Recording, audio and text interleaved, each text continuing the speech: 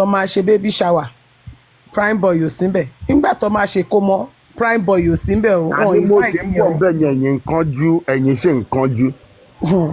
At least ká sọ wípé over 1 year almost still pregnancy o àti kìíní kan over 1 year tó fi bímọ tó fi jọ wà. So nǹkan tó ń sọ fún wa ni wípé gbogbo táìmù yẹn kò tiẹ̀ sí nǹkan kan ẹyọ kan ṣe báyìí wọ́n dẹ̀ jọ ń sùn lé. wọ́n máa ní láti ṣe test ọkọ Mohbad. máa ní láti ṣe náà. because ní ìsinyìí a máa béèrè wípé nígbà tí bàbá yẹn sọ wípé àwọn mú lọ sórí òkè kọ́ máa gbàdúrà kọ́ máa ṣe kíní kan ṣe kíní kan ṣé wọ́n mọ̀ pé kò bó lọ́mọ àwọn gbà yẹn wípé kò lè ṣe nǹkan kan.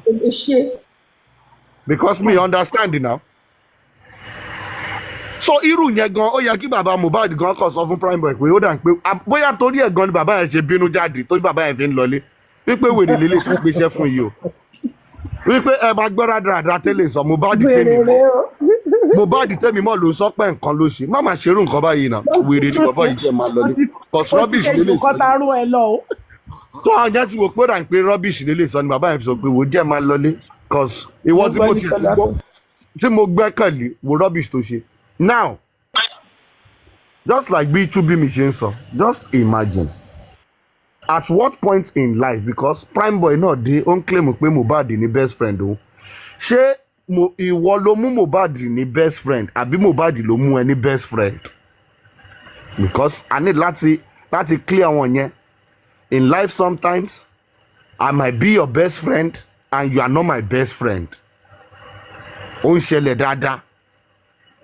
So ìwọ ló fẹ́ máa claim pé Mohbad ní best friend yẹ.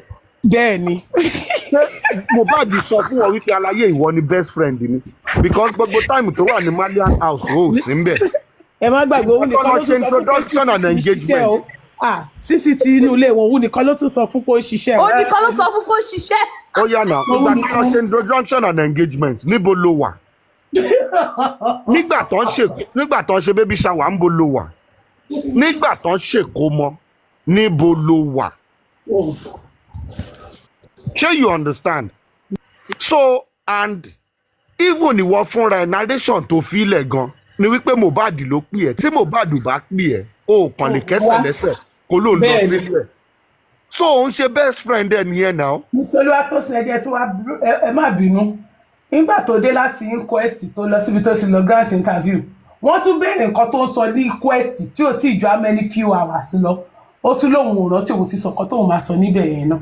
Ìyẹn ti gbé kólò sí àwọn àgbà balance ẹ̀ ń bẹ̀ yẹn ni.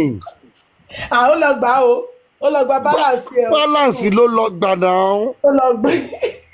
So at what point because tó bá jẹ́ mi ni mo wà ń bẹ̀ máa bí ẹ pé at what point ló fi di best friend. Àwọn bẹ̀rù láti béèrè ọ̀rọ̀ lọ́wọ́ ẹ̀ wọ́n bẹ̀rù kó má balẹ̀ wọ́ wọn.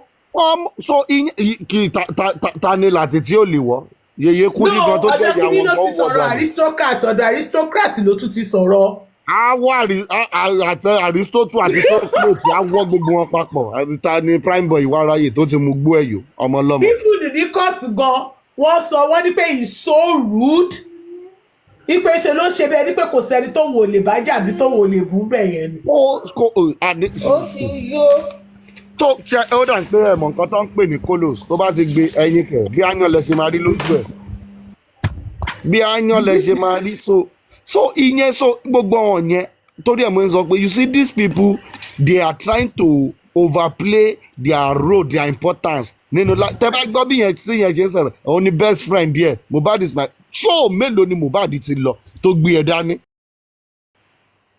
as best friend. Exactly. Show mélòó ló ti lọ club mélòó ló ti lọ. Tó ti wà pm bẹ́ẹ̀ ni tó ti pè wá. Àbí nígbà tó ń nà káàkiri èwo náà ló ti feature gangan èwo náà ló ti feature. Olúwa tó fi Ọlọ́run dárí jì mí bóyá gbà tí mo bá di wò ó pé you know what gbà tí mo wà ní ayé gbogbo ìyà tó fi jẹ mí tí mi rí sẹ́rí àfijẹ́ nígbà tí mo bá kú yìí tí bá ti lọ ìwọ ló máa jìyà bẹ́ẹ̀ ló ṣe pé nítorí. Ẹ má wòran náà so níbo ló ti feature gangan nú ẹ tó fi sọ wípé ìwọ ni best friend yẹ. Ìwọ ni best friend ẹ ó tún ní òun ni mọ́mí àti dáàdì ẹ̀ mọ́mí tẹ́yẹ ṣàlọ́ sí mọ́mí pé gbogbo ìgbà tó wà lọ́dọ̀ òun ni ìyá òun ni bàbá òun lòun fi ìjẹ́. Nǹkan tí mo yìí ṣe rí ní ìgbà yẹn tán wà within that space and that level truly they might be best of friends ní ìgbà yẹn but things have changed èèyàn kan ti step up jù kan lọ. Then I think pé gbogbo ìgbà yẹn náà I don't think Primeboy really made things easy fún Mohbad. ṣé ìyẹn jẹ́ tó make nǹkan easy fún ara ẹ̀ gan ẹni tẹ́ ẹ̀ bá gbélé gan lórí social media láàrin 8 months tó make nǹkan easy fún àwọn ẹni tó ń dáwó fún tó ń lọ láì fún ká tó wá sọ wípé ẹni tó ń jọ ń wà papọ̀ and everything. So you don't need sometimes you don't need a soothsayer to tell you some certain things. So irú Primeboy it was shared today over familiarity then chairman nǹkan tó máa ń ṣọ̀wọ̀n èèyàn wa ní ìgbà míì náà. You see this status in life ọlọ́run tí ọlọ́run bá fẹ́ ṣe àmì ọlọ́run lè máa ṣe àmì sí ọ̀rẹ́ méjì mẹ́ta lè jọ máa rìn papọ̀ kájọ máa hustle tọ́lọ́run bá máa ṣe àmì ó lè jẹ́ èèyàn kan ló máa kọ́kọ́ ṣe fún. tó máa kọ́kọ́ bẹ́ẹ̀ ni. but tó bá ti ṣe fún àwọn èèyàn kan wà tó jẹ́ wípé level ìgbà tá a sì jọ wà yẹn ló sì máa fi máa wù ẹ́. Yes. Mama Sita gan sọ lórí show wọn lẹ́ni yìí level yẹn ló fi máa wù ẹ́. So normal dẹ̀kẹ̀rẹ̀ ẹni táwọn èèyàn ń pọ́n lé tó ń gbé fún níta and everything tí wọ́n bá ń ṣe nǹkan kan tó bá ti bẹ̀rẹ̀ sí ń ṣe àwọn èèyàn náà máa wò wípé if this guy fit dey do like this to this person me sef dey do am. So irú èèyàn tó dẹ̀ jẹ́ wípé tó bá ti dúró tì yẹn ó máa kàn fún ẹ wípé no dey follow me dey talk like this no dey irọ́ má máa ṣe ní tabajọ wà ń tà àwọn eré kan wà tó yẹ pé tabajọ wà nulẹ̀ a lè jọ ṣe kò sọ̀rọ̀ wọ́n tábà ti dé ta àìwọ́ gan wàá máa gbé fún mi ni. Yes. So that àwọn èèyàn máa wọ pé tí ọ̀rẹ́ yìí àwọn ẹni tó jẹ́ tiẹ̀ tó máa lè máa gbé fún àwa gan ò lè disrespect ẹ̀. Yes. But tí wọ́n bá ti disrespect ẹ̀ lójú everybody kò sí bí wọn ò ṣe níbẹ̀ disrespect ẹ̀ ìgbà díẹ̀ ló kàn kù. So àwọn yẹn náà pẹ̀lú nǹkan tó ṣe Primeboy pé you dey sing me sef dey sing. Ọlọ́run ti píìkì kọlù tí ó máa píìkì tèmi náà àṣé torí pé mo fẹ́ wá jẹ ránṣì máa pe màálù ẹ̀ ń bọ̀ dání. Èkó ṣe ìpàdé yìí náà lélẹ́yìn ni. Oníkò fóònù lówó rí ìwọ fúnra rẹ̀ dẹ̀ ti sọ lórí live show ẹ pé tíwà tí ẹ bá jà ganjọ́ kejì bá ó máa send owó sí ẹni sí a. Ó ti yẹ yín so ìwọ máa wò ó pé mo bá di nǹkan lélẹ́yìí ni ṣé because say you don blow me sef go blow na then nígbà míì ẹlòmíì máa rò ṣẹ́ mọ̀ pé artist lòun náà a máa wò wípé irú life tí bí abiru àwọn spending abiru àwọn DJ Bami abiru àwọn Darosha tó wá ń jẹ yẹn a máa wò wípé àsárà làwọn pípé wá jẹ náà èmi lè kí n máa gbádùn gbogbo kíní yìí bí mi tiẹ̀ tí ì blow but tó sí àdé ni ẹ Mohbad tó jẹ́ pé mi mo wà pẹ̀lú ẹ̀ tájọ́ ń lọ show tájọ́ ń ṣe kíní kan at least ó lè máa sọ pé kémi náà máa open stage ṣé nǹkan tí mo sọ yẹ yín so many things máa roll ó máa play lórí ẹ̀. So nígbà míì èmi máa understand if the guy say like Mohbad o help mi kò ṣe kíní kan it might not be from the angle of money. Ó lè jẹ́ wípé bóun ṣe expect pé mi pẹ̀lú bọ̀bọ̀ ṣe wà ó yẹ kó máa gbé mi carry mi along ni tó bá ti ní show ti yẹ kó máa pè mí make me sef dey go kí n máa ní stage kémi gan máa wà ní backstage kémi gan máa ṣe snap kọ́ èèyàn máa rí gbọ́n pé mo wà pẹ̀lú àwọn celebrity. If not for Mohbad relationship wo ni Primeboy fẹ́ ní pẹ̀lú Naira Marley àbí Bella Shmurda. Bẹ́ẹ̀ni. Kò sí náà. Bẹ́ẹ̀ni. So he might feel like pé irú lifestyle yìí sáàkù yìí náà ló yẹ kí n máa wà ok ẹni sùúrù tí o máa ń ṣèjà tó ṣẹlẹ̀ lọ́jọ́ yẹn tí wọn bá jàjà yẹn lọ́jọ́ yẹn tán jọ lọ tán délé tán ṣe everything ṣé mọ̀ wípé lórí Primeboy ó máa play lórí ẹ̀ náà ó máa reminisce ẹ̀ náà. And no be that same Mohbad wey we dey together be this. Na him don dey play show, na him dey don dey give two Prado, security ló yapa and everything. Bẹ́ẹ̀ni, very true. Ta ni wípé bí a pé ìkan ń ṣe bí a bí pé footballer ń sìn yìí tí wọ́n ń kọrin. Dáhùn ká máa pé ọ̀tọ̀ọ̀tọ̀ lọ́ọ̀zù yẹn. Ọ̀tọ̀ ni ọ̀zù yẹn bẹ́ẹ̀. Tí mo rí yìí lèmi náà ń kọ̀. Lórí ó lè jẹ́ pé lọ́jọ́ ti Ìkòròdú yẹn gan ti máa wò pé wípé kọ́ tiẹ̀ fún mi ní 2-3 minutes kémi gan tiẹ̀ kan perform kí n ṣeré. Bẹ́ẹ̀ni. Lọ́wọ́n Ìkòròdú ṣé you understand? Bẹ́ẹ̀ni. So all those things feed the, and don't let us lie to ourselves. Some of these things tó bá ti bẹ̀rẹ̀ sí ń rò ó máa mess pẹ̀lú mental health àti reasoning ẹ̀ kó tó mọ̀ wá bẹ̀rẹ̀ sí ń kanra mọ́ ẹni tí ò yẹ kó máa kanra mọ́. Because if truly letí ní issue nígbà tẹ́ ti kúrò nílé tẹ́ fi dé Kòròdú tẹ́ fi ṣe kíní kan kò lè sí gbogbo one love tẹ́ fi sọ pé mọ tí ẹ̀ ń ṣe kíní kan ẹ̀ ń jó ẹ̀ ń ṣe kíní kan náà ẹ̀ ń yọ̀ ní náà kó tó di pé Mohbad perform kó tó bọ́lẹ̀ lórí show náà. Yes. So you understand what I'm saying? Because ká ní pé lóòótọ́ bó ṣe ń sọ wípé ńgbà tẹ́ ti ń lọ argument ti ń wà ní and everything Mohbad náà ò jẹ́ ń tù bá yẹn náà ó lè ti park sórí third mainland kó sọ fún mi kó bọ́lẹ̀ kó lọ gbé Uber fi Liam lẹ̀ kó máa lọ àbí bọ́n ṣe dé Kòròdú gan kó sọ fún Prado GP pé kó lọ drop ẹ̀ sọ́dọ̀ mọ́ sí òun. Ṣé you understand? Because reason tó ṣe tẹ̀lé mi normal tẹ́lẹ̀ ni wípé ó fẹ́ lọ sọ́dọ̀ mọ́ sí mi tó jẹ́ kó máa gbé ẹ lọ síbẹ̀. Prime boy ní Wùmí ò ní any reason láti tẹ̀lé o pé torí ìjà tóbìnrin yẹn ni Wùmí ṣe tẹ̀lé. Me understand it. Ẹni sọ̀rọ̀ ṣẹ́rí àwọn people yìí tó bá ń sọ̀rọ̀ máa ń sọ̀rọ̀ bí ẹni tó stupid.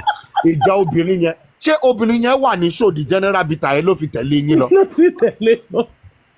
Do you know what it takes? Fún obìnrin tó ní 5 months old boy lọ́wọ́ láti sọ pé òun fẹ́ jáde á pàkí pampers á gbé omi á ṣe everything pé kíní. Mr. Olúwatósìn yín ò dé gbúdọ̀ under calculate diaper ó gbúdọ̀ calculate tọmọ yẹn bá ń breast tó bá yín breast. Ṣé you understand? So kò ń ṣe pé bí a pé ẹni baby sitter. Exactly. So kí ni all tẹ wọ̀ kò lè gbọ́mọ wọnú all kò lè ṣe so kí ni nǹkan tó fi pé ó fi tẹ̀lé yín lọ fún. You understand? Èmi pẹ̀lú ìyàwó mi jọ ń jà pé bí a pé torí mò ń cheat mo wá ń lọ bí iṣẹ́ wà wá wọnú mọ́tò mi kò ń tẹ̀lé mi lọ bí iṣẹ́ me understand.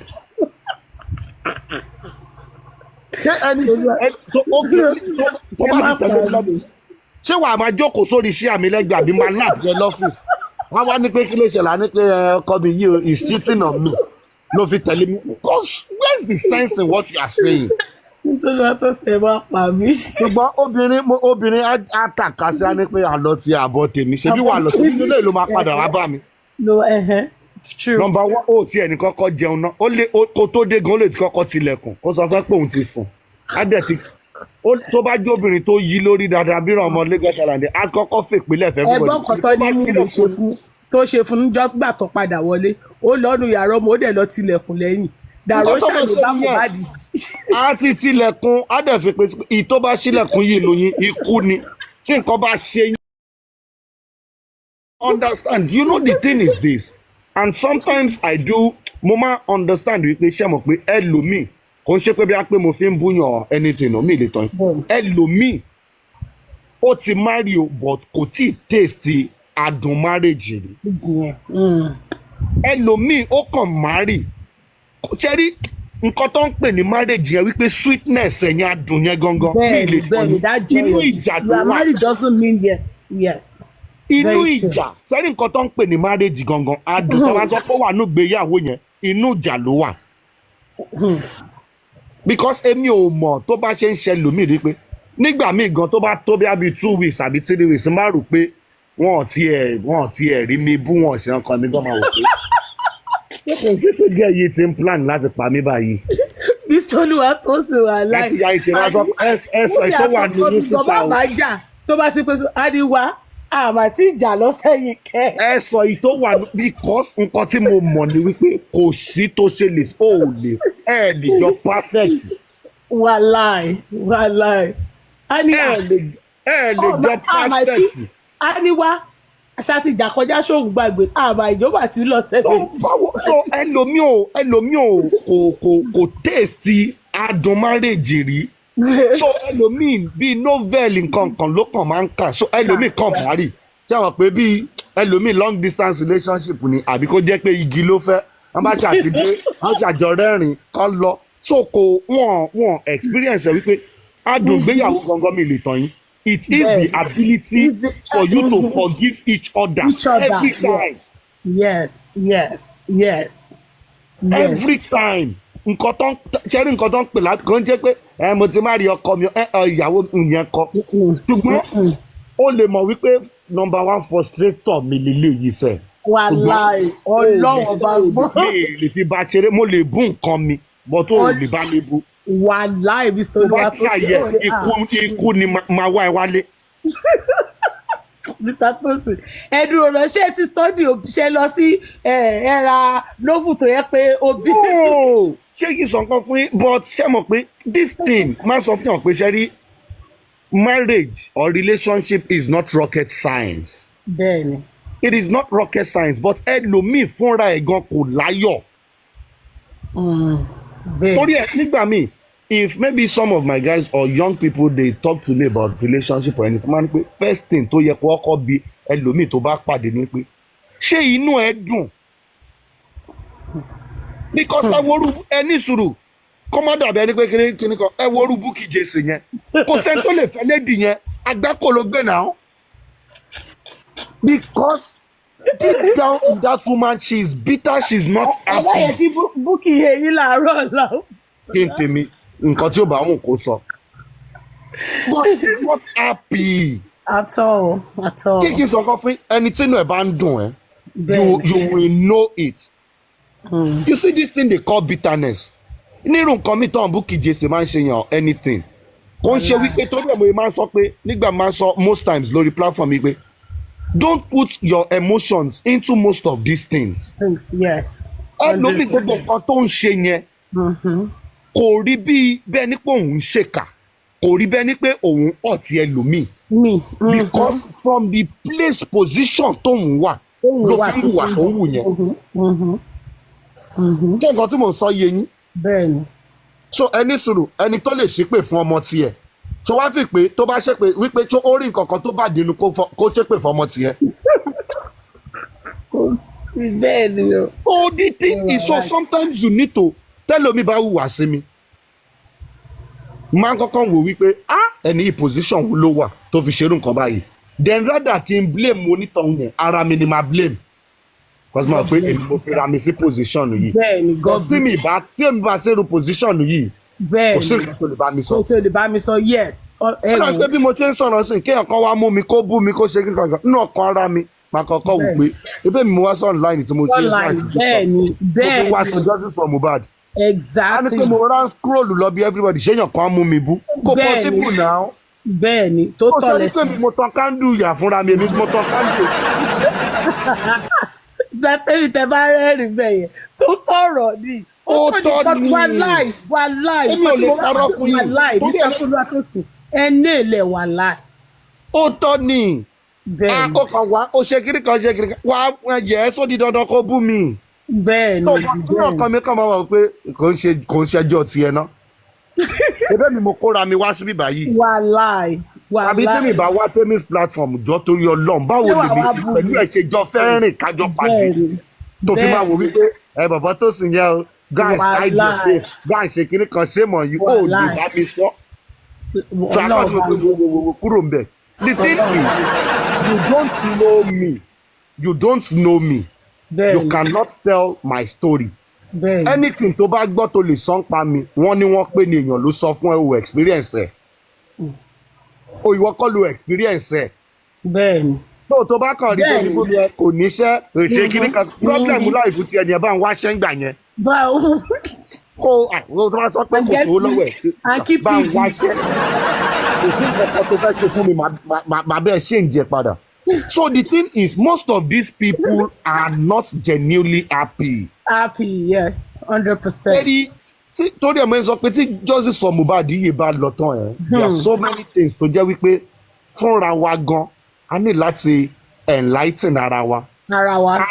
I do say it I hope amidst all these old gbàgbós gbogbo ẹ̀ bó ṣe ń ṣẹlẹ̀ and everything wípé kò ń ṣe pé bí a pé gbogbo akàn wa à ń comment à ń sọ̀rọ̀. Learning from it, yes. Bẹ́ẹ̀ ni Mr. Oluwatosin, you are very right. Àti tó da àti tí ò dánú ẹ̀ ẹ jẹ́ ká learn. Gbogbo ìtẹ́ ìṣẹ̀lẹ̀ kíníkan yìí mo tún lẹ́ni yìí tí mo tún ràn post kan mo tún learn ní one or two things wípé wípé wo bí life ṣe rí òun leléyìí, and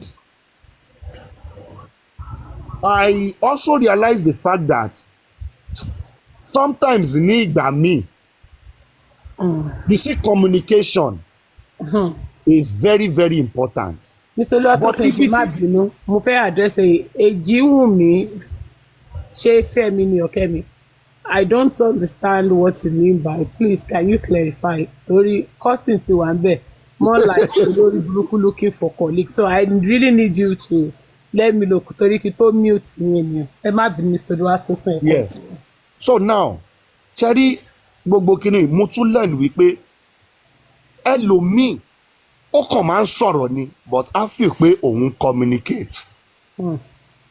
And what communication means, communication is different from talking. A lè máa sọ̀rọ̀ yẹn mean pé mò ń communicate. Yes. Ṣùgbọ́n nǹkan tí mò ń sọ yìí, you are saying it, I am saying it from my own perspective. But nǹkan tí mò ń sọ yẹn ṣé bí mo ṣe ń sọ lẹ́yìn ṣe ń rí. Mo ń sọ nǹkan míì ṣe tó jẹ́ wípé àjọ agree. Nígbà tá à ń sọ̀rọ̀ obìnrin pé kí nǹkan àjọ agree because a mọ̀ pé ọ̀dà ń pé bẹ́ẹ̀ lẹ́ ló ṣe rí lóòótọ́ abẹ́ni yìí ṣé ó ti mọ̀ mí dáadáa ní wípé kí nǹkan. Then èmi tí mo sọ yìí tó dùn mọ́ ẹ náà lẹ́ni yìí ṣé mo pé ó lè dọ̀la kí n sọ yìí tí ò ní dùn mọ́ yín rárá. Bẹ́ẹ̀ni So now 100. A gbọ́dọ̀ wá gbé síra wọn ṣé nǹkan tí mo ń sọ yìí but communication yìí ẹlòmíì láàkì ẹ̀ because ó kàn fẹ́ sọ ti ẹni ó tiẹ̀ fẹ́ mọ̀ pé nǹkan tí mo sọ yìí ṣó tẹ́ ẹni yìí lára. I do tell people what you want to say is not as important as when you are saying it. Nǹkan tó fẹ́ sọ kò important tó time tó fẹ́ sọ. You might be saying the right thing at the wrong time. At the wrong time, yes. And you might say the wrong thing at the right time, yes. So now tẹ́ bá wo gbogbo kíní yìí tó ń ṣẹlẹ̀ yẹ máa rí pé miscommunication pọ̀ nù ẹ̀ misinformation pọ̀ nù ẹ̀. Like your I mean personal grudge only to Jose àti Wunmi because you cannot even tẹ́ bá bí Jose he cannot really define wípé what nǹkan báyìí lọmọ yìí ṣe. Yes. Tí mo fi fẹ́ gbógun tì tí mo fẹ́ fi fìtínà ẹ̀ kò lè define ẹ̀ because tó bá jẹ́ wípé wọ́n lè define ẹ̀ ní àní dé gbogbo ibi tá a dé yìí. But ní ìsinyìí wọ́n ní àkíntì police station dé wá ṣọ̀rẹ́ àti lọ police station sìn báwo la ṣe fẹ́ wá ṣọ̀rẹ́ nulẹ̀ kò possible. So now the thing is this whole case fúnra wọn ti dàrú because fúnra wọn nígbà tí a máa ń sọ lórí platform yìí wípé Jose tamper with evidence ó máa ń dàbẹ́ nípa àmọ́ nǹkan tá à ń sọ. But lẹ́ni yìí indirectly or directly wọ́n ti jẹ́ kó yé yín wípé bẹ́ẹ̀ ṣe lọ kánjú sí òun ló ti affect gbogbo autopsy and toxicology report. Okay tí autopsy and toxicology result ò bá jẹ́ 100% tó dẹ̀ jẹ́ pé bọ́n ṣe sín òun ló fà á ṣé wọ́n tamper pẹ̀lú evidence. So this whole thing they need to take it back to the start.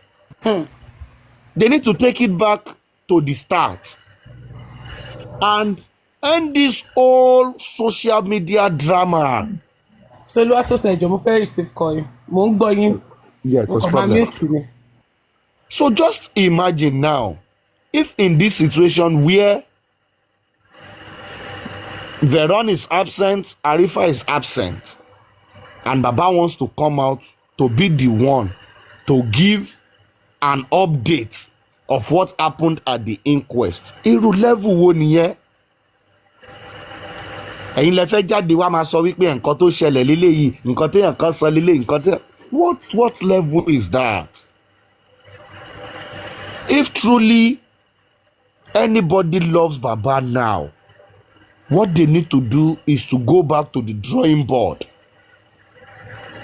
and say like, okay, let us try to resolve this whole issue amicably in a civil way.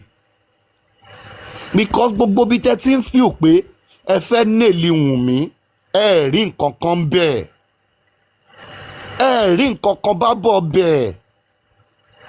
Gbogbo ọ̀nà, gbogbo ipá tẹ̀ ń sa wípé ẹ fẹ́ nèlì ọmọ yìí, ẹ fẹ́ ti gbogbo ẹ̀ lé lórí. It is not working. Ọlọ́run kàn ṣe rí Wùnmí, mi ì mọ irú orí tó gbé wáyà, mi ì mọ bó ṣe ṣe. Ọlọ́run kàn mọ̀ọ́mọ̀ yan àwọn èèyàn gidi tí ni tán dẹ̀ dúró tì tán wípé kí o, irrespective of anything. Forget the misunderstanding, disagreement or whatsoever. But àwọn èèyàn ṣì ń dúró tì wípé let us stand by this person, which is more than kò sówó kankan tó lè gbé fẹ́ anybody.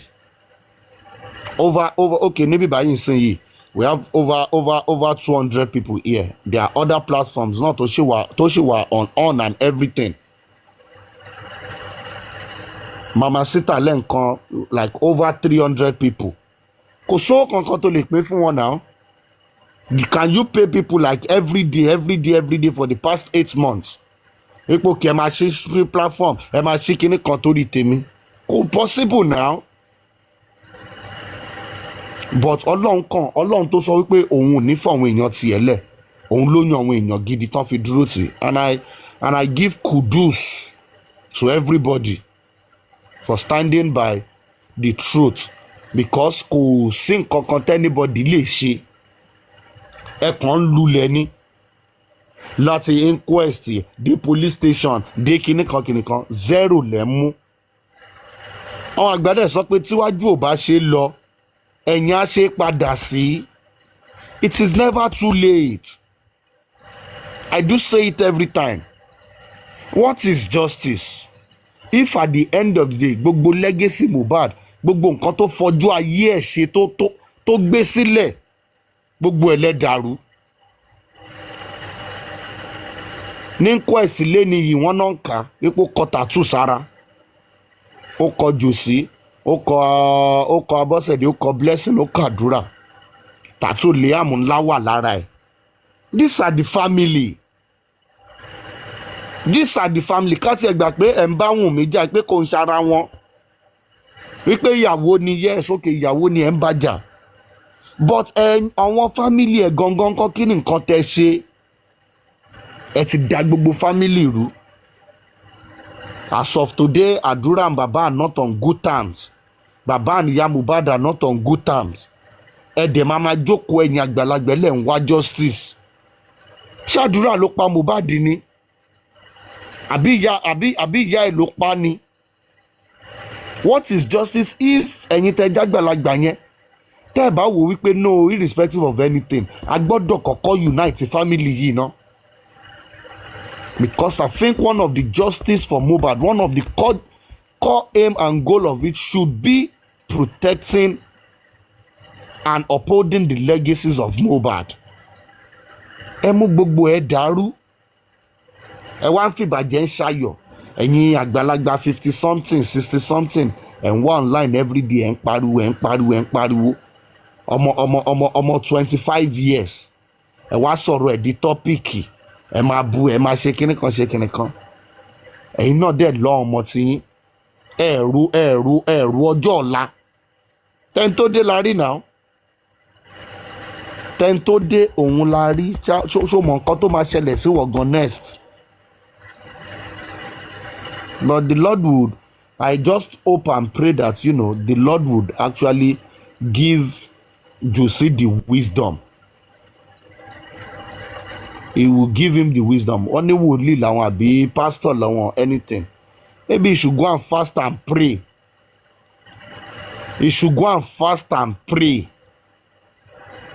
And it's still just 50 something. Àmọye bàbá màmá 60 something no tutu.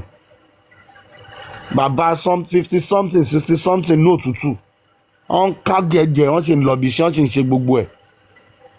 So it is not too late. It is not too late to go back from the beginning. Because gbogbo awata wà online yìí, we are not part of your family. Eléyìí ló dé tó jẹ́ wípé bí apò ṣì ń ṣe kiri kan everybody ṣe ń sọ̀rọ̀ ń pa ẹ̀. Tí mi bá tún dé lọ́la. Mr. Tosin. Yes, ma'am. Ṣé fi kó sì lè mend family yẹn ṣá? Kò sí nǹkan tí ò lè ṣẹlẹ̀. Let me tell you something. Ọ̀túnba bàbá mi mú kí n sà. Àwọn ò rí bẹ́yìn ṣe ń rí yẹn o. Wọ́n ti ń plan àti gbé bọ́dì Mohbad, wọ́n fẹ́ gbé lọ sí US or UK. Ibi tí ó bá kàn gbé lọ sí India. Toxicology tiwọn. Bóun kan gbé lọ sí India. Ṣé you see the thing is this, Ọ̀túnba tèmi ti rí. And some people are just here doing this whole justice for Mohbad for validation. It is not as if like maybe they care about Josie or maybe they care about Mohbad or anybody. It is just for their own validation. Irú wọn lọ́wọ́ erisi yẹn. They are not doing anything because of Josie or anything. Because ibi tí wọn kàn gbé lọ sí Australia, òpin ayé lọ́n kàn gbé lọ sí New Zealand. What's our business with that? Kò sí gbogbo nǹkan tẹ́ fẹ́ ṣe at the end of the day, it will still come back to ground zero. Òótọ́ ọ̀rọ̀ tẹ́ ẹ fẹ́ gbọ́ yẹn.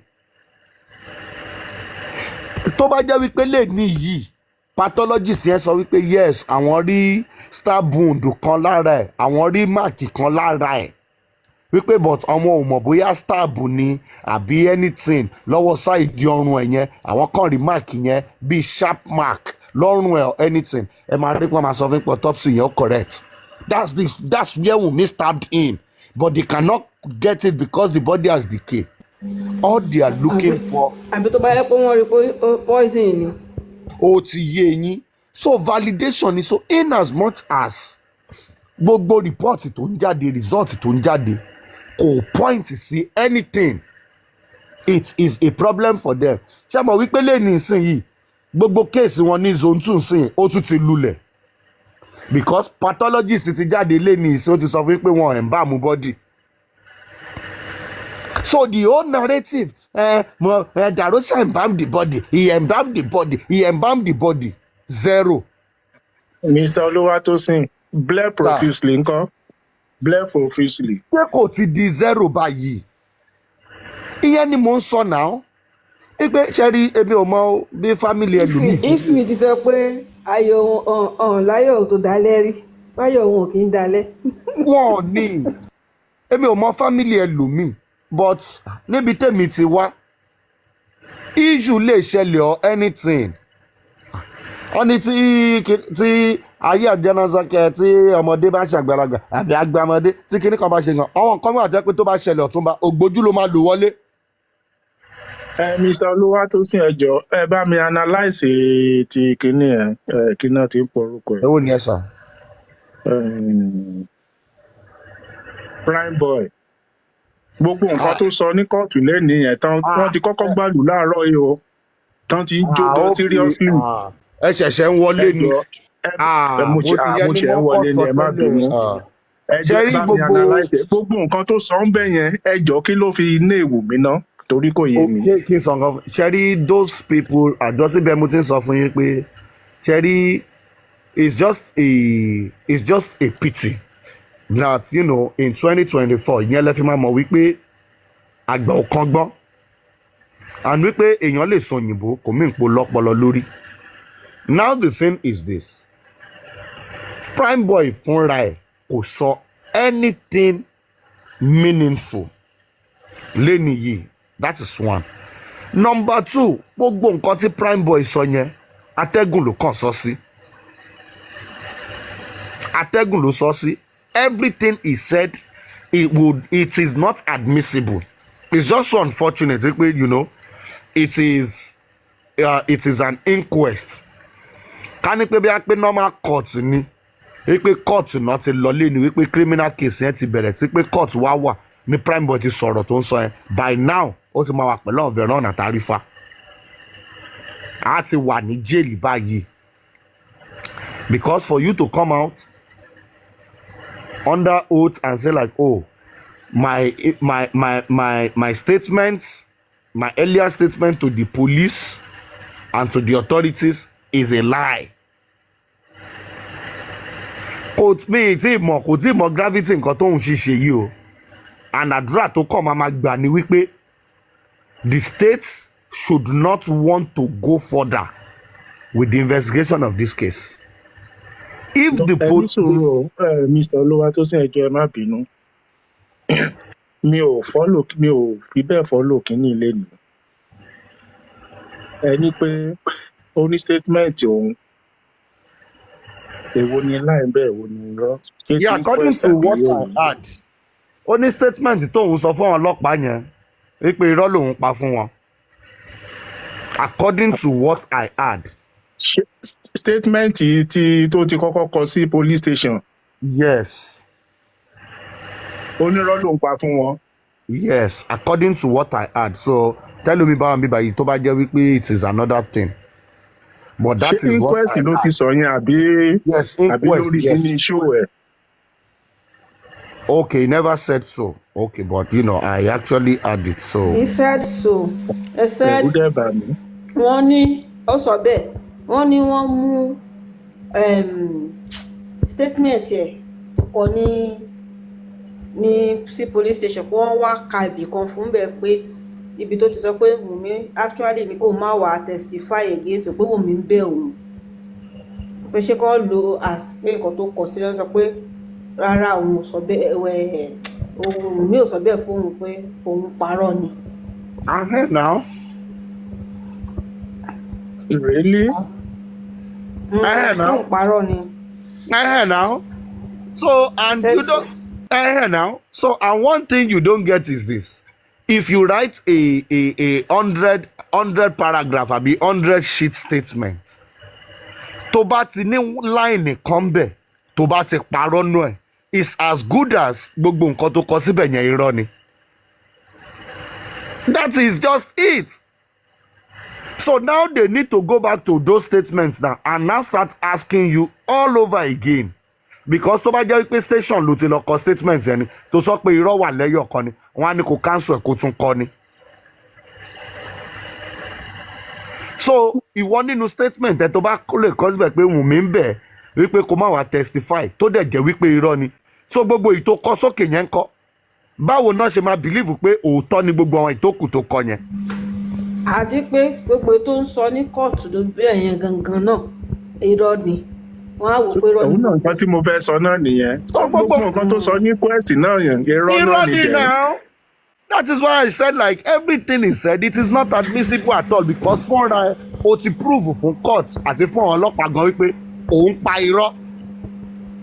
Then Mr. Dawa wa ka constitution backing that thing.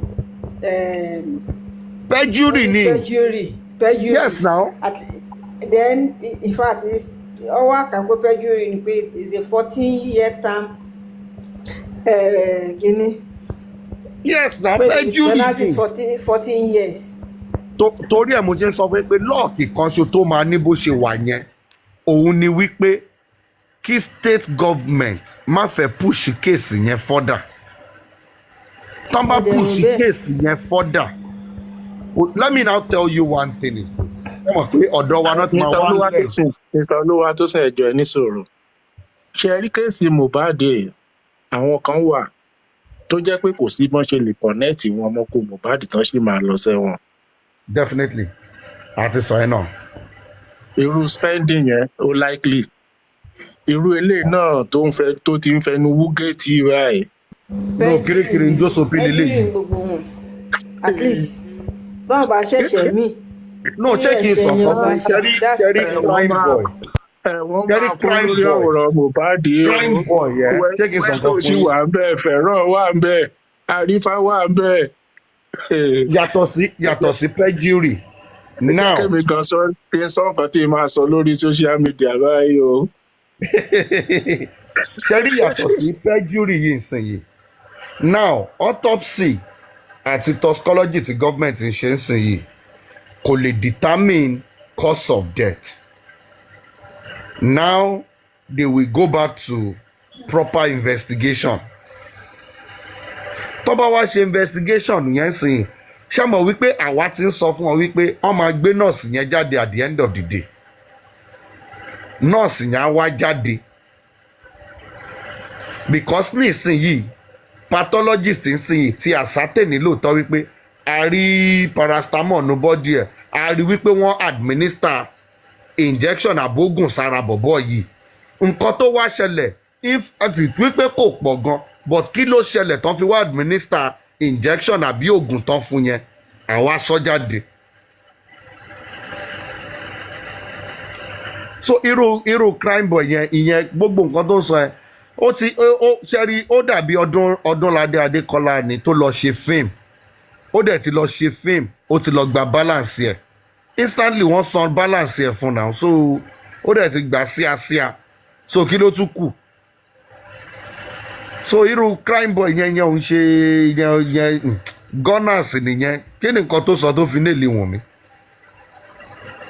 So gbogbo effort wa for the past 8 months ń sìn tá a fẹ́ mọ cause of death Mohbad. autopsy ò gbé jáde wọ́n ti tamper pẹ̀lú body by burying the body pathologist ti establish fact yẹn. mo ń gbọ́ díẹ̀díẹ̀ nígbà tí Mr. Dawa tó ń analyse ẹ̀ ó kì kí ló máa ṣẹlẹ̀ ń sìn ṣé wọn ní sùn àwọn tó tamper pẹ̀lú body yẹn báyìí. Ẹni ìsinyìí ibi tó ti ń bẹ̀rẹ̀ ni ẹ̀yẹn mo fi ń sọ wípé ó wá kù sọ́wọ́ state government ìsinyìí láti wá wò wípé ṣé a fẹ́ charge àwọn èèyàn fún kiri because ní ìsìn tó wà inconclusive wípé ẹ̀dẹ̀ lọ rush lọ bẹ́rì ẹ̀ òun ló fà á wá di wípé àwọn wo ló lọ bẹ́rì ẹ̀ CTC dẹ̀ máa ṣolóòótọ́ á gbé jáde wípé níbi tí ó sọ pé I am the one that said they should bury him here. Pathologist yẹn tún kà dáadáa according to nǹkan tí mo gbọ́ wípé bíi 3 hours gan-an fi díìgì kan tó lè dé ibi tí bọ́dì Mohbad wà wípé ńgbà tán tún ṣe wípé wọ́n rẹ pa báyìí ni wọ́n tún gbòkúta ńlá lé lórí so kó lè mọ̀ wípé tán bá ti lọ mú ẹ wípé wọ́n fẹ́ ṣe kéèsì pé ìwọ ló bẹ́rì bọ́dì yìí ìjọba ló máa lọ fèsì o. So tí state government bá sọ wípé àwọn fẹ́ take case yẹn further because if not for the fact that wípé ẹ tètè lọ bury ẹ ní autopsy ò bá gbé result gidi jáde so àwọn ẹni tó lọ sin òkú Mohbad kọ́ lọ máa múra wọn lẹ̀ o má tètè lọ wẹ́n tó gbẹ́ ilẹ̀. Mr. Olúwatósìn Ọlọ́run ní jẹ́ ká ṣe lásán o. Àmín. Gọ́ọ̀mẹ̀ntì ṣe tiwọn nìyẹn bóyá ká dẹ̀ lọ bẹ̀rẹ̀ kẹ̀tẹ̀ bóyá bá a rí cause of death. Bẹ̀rẹ̀ what? kẹ̀tẹ̀ báwo. bẹ̀rẹ̀ kẹ̀tẹ̀ tó bá rí wọn lẹ́nu ọ̀nà ọ́fíìsì ẹ̀ tó bá rí wọn lẹ́nu ọ́fíìsì ẹ̀ á lé wọn dànù igbó láìfẹ́ wé. bẹ̀rẹ̀ kẹ̀tẹ̀ tí mo tọ̀ náà. tẹ́rí gbogbo kíní yìí Ọ̀túnba ẹ má jẹ́ àpárọ̀ fúnra wa tí ò bá ń ṣe wípé bí a pé ṣé kí n sọ pé bí a pé excitement tàbí anticipation wa àwọn èèyàn ti pọ̀ jù wípé àwọn èèyàn ti lọ raise hope wọn jù. Most of us on this side autopsy result yẹn kò lè jẹ́ nǹkan tó jẹ́ wípé bí a pò máa yà wá lẹ́nu àbí pé nǹkan tó jẹ́ wípé àtàṣe wa gbọ́ yẹn wípé bẹ́ẹ̀ ni pé àwa máa fún wa ní bad mind àbí pé kinní kan ṣùgbọ́n àwọn lọ́dà side yẹn tó jẹ́ wípé nǹkan tí ò ṣẹlẹ̀ náà ń dúró dè àwọn ló máa affect because tán ṣe wá yẹn bí kán sọ pé wọ́n rí pé níbi tán ti stab ẹ̀ àbí pé poison ló jẹ́ àbí pé kinní kan àbó ní crack lórí kán lè sọ pé wọ́n ti bọ́lẹ̀ nǹkan tó ń wá nìyẹn. ṣùgbọ́n ọlọ́run tí ò ń ṣọba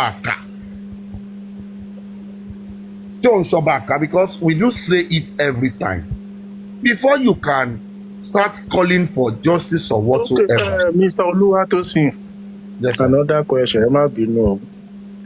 Pool of blood tí jòsì rí ńkọ́ àbí ṣé a fẹ́ sọ págbàlagbà ń parọ́ ni báyìí ṣé a fẹ́ sọ pé kò lójú ni pé kò rí ẹ̀jẹ̀.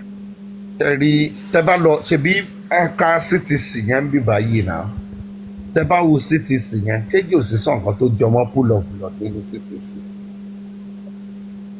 You see this whole narrative of pull-up. Tẹ́rí gbogbo kíní yìí nǹkan tó fà á mo ti sọ láti lẹ̀ wípé exaggeration ló ti pọ̀ jù. Nǹkan tó bá a débi ta dé yìí nìyẹn.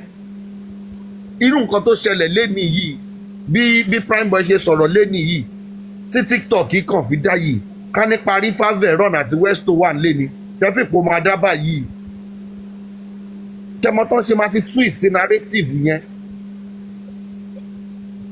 ẹni sùúrù kí ni bàbá mọ̀ tó jẹ́ nǹkan tó ṣẹlẹ̀ Mr. Olúwatósìn ìgbà tí mo kọ́kọ́ ń wò wọ́n nígbà tí mo wà bí iṣẹ́ tí mo lọ sórí kíní Papariano wọ́n sì wà kóòtù gbà ẹ́ ìgbà ẹni ó dàbí pé prime boy ó ń give submission lọ́wọ́ ọ̀pọ̀ bóyá ó ti ṣe tán something like that tẹ́ ẹ bá rí bọ́n ṣe ń jó tán play music tán ṣe ó dàbí pé result ló wá nullify gbogbo hope wọn. a ní ibi tó ti ẹ̀kọ́ lọ máa ṣẹ́ẹ̀kì ara wọn nìyẹn wọn ò tí ì dunnú one day.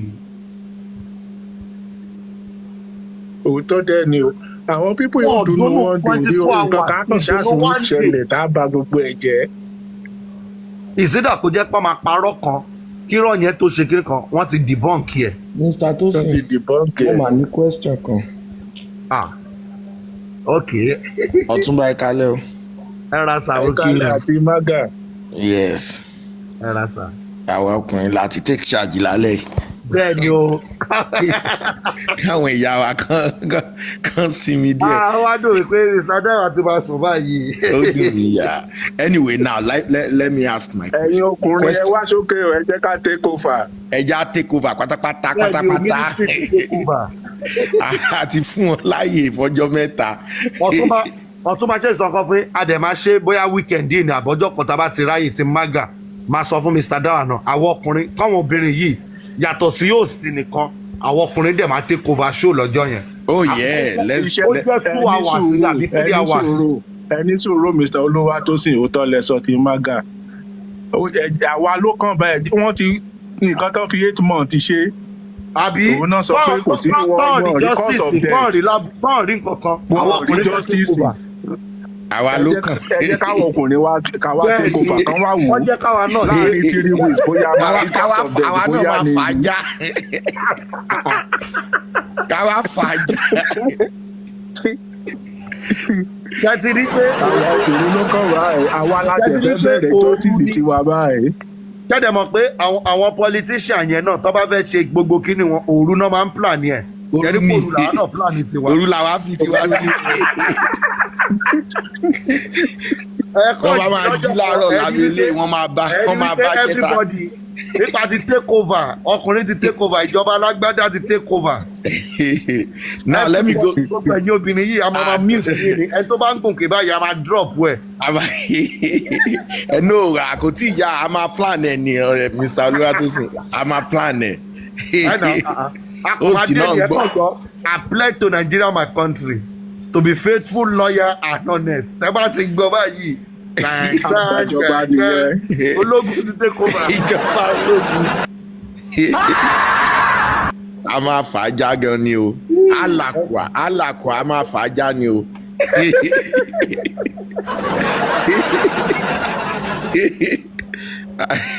Anyway, let me go straight to my question now. Yes, sir. I don't have any doubt that KC ò lè dúró ní Corona Inquest is going to court. No doubt about that. So now the question now is that now a ti rí pé most nǹkan tí the likes of spending Josie and then what is it called Prime Boy and Co. A ti rí pé most of nǹkan tán sọ ní Corona Inquest. pẹ̀lú spending.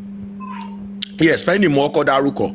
A ti rí pé most of nǹkan tán sọ ní Corona Inquest ó yàtọ̀ sí nǹkan tí wọ́n kọ́kọ́ kọ́ lẹ̀ nígbà tí ọ̀rọ̀ kọ́kọ́ bẹ̀rẹ̀, to the extent tí Primeboy fi lè máa tán fi ka lára nǹkan tó kọ fún tó sọ pé kò rí bẹ́ẹ̀, irọ́ lòun pa. So gẹ́gẹ́ bí nǹkan tí Mr. Oluwatosin sọ, definitely gbogbo nǹkan tó kọ fáwọn ọlọ́pàá pátápátá kò sóòótọ́ ń bẹ̀. Then definitely eléyìí gan tó sì ń sọ gan lọ́wọ́lọ́wọ́ kò sóòótọ́ ń bẹ̀. So ilé ẹjọ́ láti máa wá ìdájọ́ wa sọ pé ṣé o ready láti sọ òótọ́ ń sìn torí ẹnu ara ẹ ló fi sọ. Now the question is that with all the video evidences and gbogbo bọ́n ṣe wá sórí TikTok táwọn èèyàn tó jẹ́ pé sometimes gan fídíò ní tó show wọn bí eléyìí tán dẹ̀ gbà tán ṣe kìíní, àtàwọn eléyìí tí ru spending tó sọ lórí fún TVC tó jẹ́ national TV, àti eléyìí tí jòsí fúnra ẹ lọ sí different more than 10 radio station and television and pẹ̀rẹ̀kẹ̀tà and co tán ní video evidences ẹ̀ tó dẹ̀ yàtọ̀ sí nǹkan tó sọ ní corona inquest àti nǹkan tó kọ́kọ́ kọ́ lẹ̀. Now my question is that tí ọ̀rọ̀ yìí bá dé ilé ẹjọ́ ṣé wọ́n lè lo kinní wọ̀nyẹn as an evidence? Okay. What I'm going to say on my own answer submission is based on my own thought of Odele. So legally, Pythagoras náà wà o. So legally only má lọ rí báyẹn. But the thing is this, first thing first, lórí case corona yìí, let us get it right, is the fact that the corona inquest is based on fact finding kí ló pa Mohbad on the corona inquest dúró lé lórí, and that is the only thing the inquest is going to give its report on. So now don't let us also forget the fact that after the inquest, what the magistrate is going to do, or the panel of inquiry are going to do, is to give a report and present it to the government. People having after this whole panel of inquiry, we gotta find out it will now be left for the states to either proceed, pause, or dismiss the whole case. Our states in Yewa. Now, but aside that, looking for what killed Mohbad, now we can now point out other criminal offense that they can charge these people for. Irú ní ìsinyìí pẹ̀lú gbogbo nǹkan tí Primeboy yìí sọ lẹ́nu yìí and everything, he has said some certain things tó jẹ́ wípé even Wunmi, if she so wish, can sue him for. O lè sue ẹ̀ fún because o ti sọ nǹkan tó jẹ́ wípé o máa need the proof ibi tí tó fi mọ̀ wípé ẹ̀ǹkan lọ́kọ̀ ẹ bá sùn yẹn wàá proof ẹ̀. So those are the things. Irú perjury yẹn sìn yìí, it is not for the inquest to charge Primeboy for it, but can the state charge him? Yes. Can the Nigerian police force charge him? Yes. But that also, before that will be done, a petition will need to be raised to point it out to the authorities. Okay, ẹni yìí lórí case yóò sàn kọ́ báyìí, ó dẹ̀ tún ti change mouth ẹ̀ nígbà tó dé inquest and everything. We want the police to look it further and see like wọn wá náà á state yẹ pé according to section kìnìkan ẹni yìí ti commit offence yìí. So that is that in that area for one. Then number two is, if the state should decide that because this result is inconclusive, the autopsy and the toxicology test is inconclusive, then there will be an other way to even maybe like unravel the cause of death, and that will now be via investigation. And the the department tàbí àwọn tó lọ authority láti ṣe investigation yẹn to find out the truth of or unravel the truth of what might have happened is the Nigerian police force. So now the case will now go back to the police. So ẹni tó dẹ̀ ti sọ wípé nǹkan tí mo kọ statement tí mo fi kọ fún ilé tẹ́lẹ̀ mo ti parọ́ nínú ẹ̀. Now you now be called now to now come and tell them the truth, and that is where the problem is. So that with my own thinking regarding that area. So the whole video tán ti ṣe lórí TikTok gbogbo post and everything will now be supporting evidence to back up any claim based on this offense or this other crime to which they might have committed if the authorities or any individual want to push the case. But tí o bá ti send anybody to push the case yẹn, then I doubt if anything will be done. But for me regarding this case, I don't think maybe I'm máa punish àwọn èèyàn, but àwọn tó máa fẹ́ punish to me tó bá tí kéèsì Mohbad bá lọ sí court, I don't think it is going to be regarding what killed Mohbad gangan.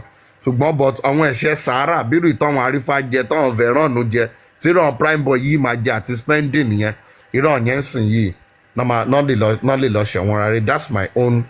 That's my own thinking regarding the question that you asked. Mr. Olúwatósìn, tí sọ̀rọ̀ nípa nǹkan kan kò sí ignorance of law. Nǹkan tó bá ti pè lófin, ẹni tó bá ti lu àforíkò. Sọ̀rọ̀ pa bàbá Mohbad tó lọ sí ọmọ tí ó mọ cause of death tí ó ní death certificate. Mo ti sọ yẹn earlier. The only thing is if because kí a mọ̀ pé lórí kéèsì wọ́n ti drag state government gan, wọ́n ti drag ọlọ́pàá, wọ́n ti drag everything. Ní ìsinyìí tí ìjọba bá wù wípé ẹ ti drag wa jù, ó yá ṣe láàṣiṣẹ́ ní ṣe bọ́lọ́pàá, àwọn ọlọ́pàá lè láàmọ́ṣẹ́ wa ṣe àbí ókè ẹ jẹ́ ká wá ṣiṣẹ́ wa bó ṣe fẹ́ rí. Bàbá dẹ̀ ti sọ wípé anybody tí ó bá wù kó tábà òun ni kán gbé kó ṣe kíní kan ṣe kíní kan. Ní ìsinyìí there is proof and evidence to charge Baba Mohbad for something, because pathologists ti establish ẹ̀ lẹ́nu wípé torí wípé wọ́n lọ rush lọ sin bọ̀bọ̀ yẹn òun ló jẹ́ kí bọ́dì ẹ̀ tètè decompose tí ò fi jẹ́ kán wọ́n rí the correct autopsy and toxicology report. So now the question is going to be who buried Mohbad? So tó bá fẹ́ charge case yẹn it is ṣẹ́rí tó bá ní pé títí ìgbàlásà lọ́nà Èkó ìyẹn títí ìgbàlásà ni kò nídìí onídùúró kò nídìí ẹlẹ́rìí kankan títí ìgbàlásà ni. But do you think the state or the police will want to try a father that lost his son? Shafiq Wamafe try it. Though, just like Otumba rightly said, ignorance is not an excuse in the court of law. But who am I to say anything? So thinking the meaning here. Yeah, thank you. Thank you, Mr. Oluwatosin. To add to what you just said, and to my own thinking and my own to my best of knowledge. Sherry Nibitoro Day. And that is the reason to move so pé I'm 100% sure pé ẹjọ́ yóò lè dúró ní Corona Inquest. This case will be charged to court. And to me, I said it earlier, èmi believe pé reason tí wọ́n fi ń ṣe everything láti lè dojú gbogbo nǹkan, láti lè change narratives so that ẹjọ́ yẹn ò ní dé court, kò ní dé wọn ní charge. Now, mo wá fẹ́ add sí nǹkan tẹ́ ẹ sọ. To my own best of knowledge, tán bá now wọ́n ti sọ pé due to pé wọ́n embalm ẹ̀, wọ́n dẹ̀ ti lọ sí hurriedly. That is the reason tí wọ́n fi lè ascertain nǹkan tó cause ikú ẹ̀. In the course of investigation nípa nǹkan tó cause ikú in this kind of situation, sir,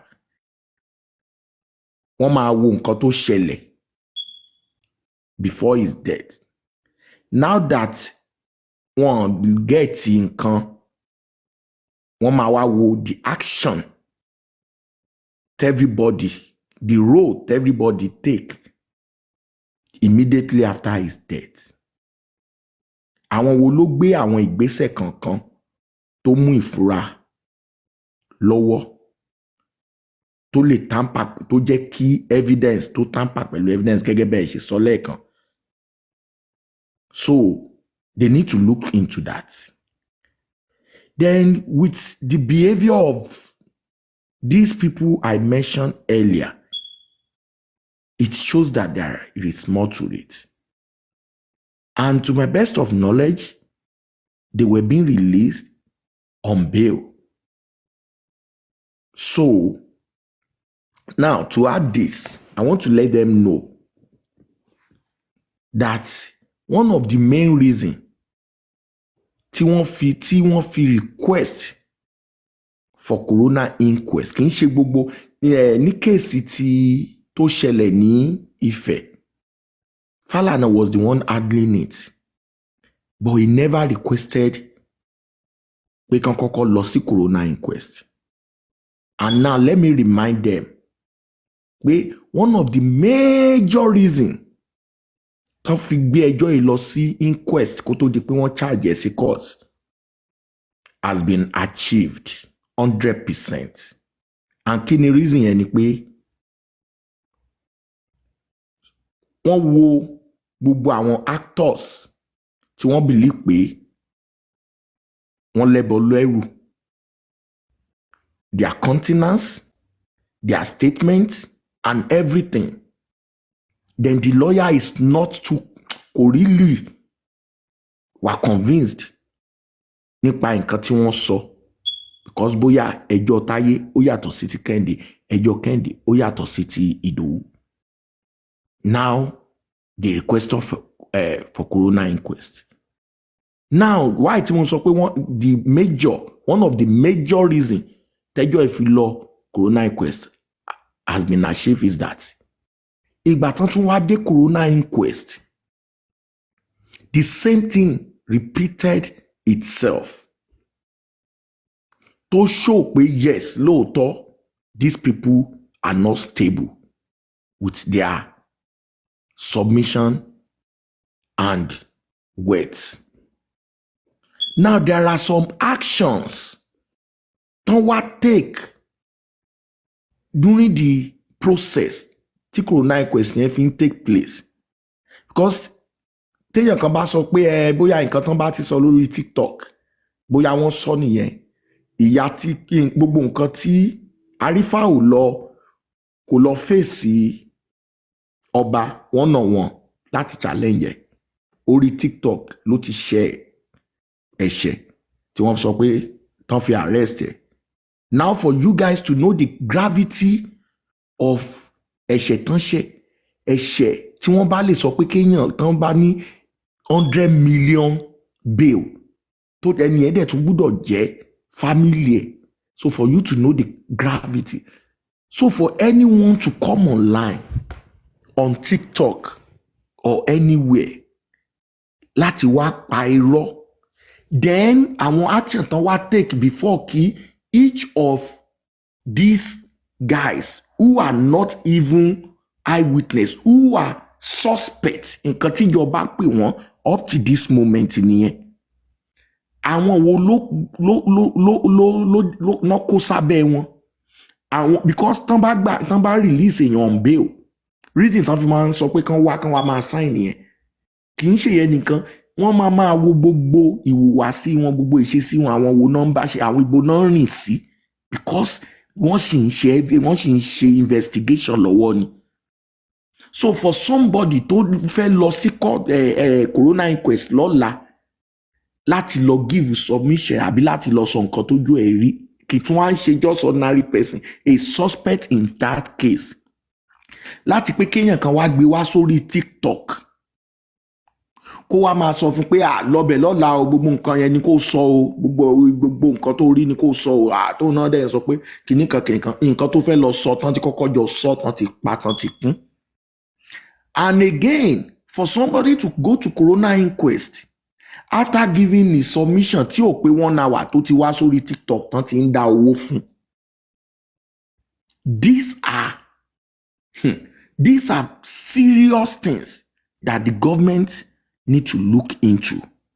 Reason tí mo sọ pé now that the reason tí wọ́n lè fi ascertain ní nǹkan tó pa ọmọkùnrin ni pé they tampered with evidence. In fact, I can use the word they intentionally tampered with evidence because his corpse was hijacked from his residence.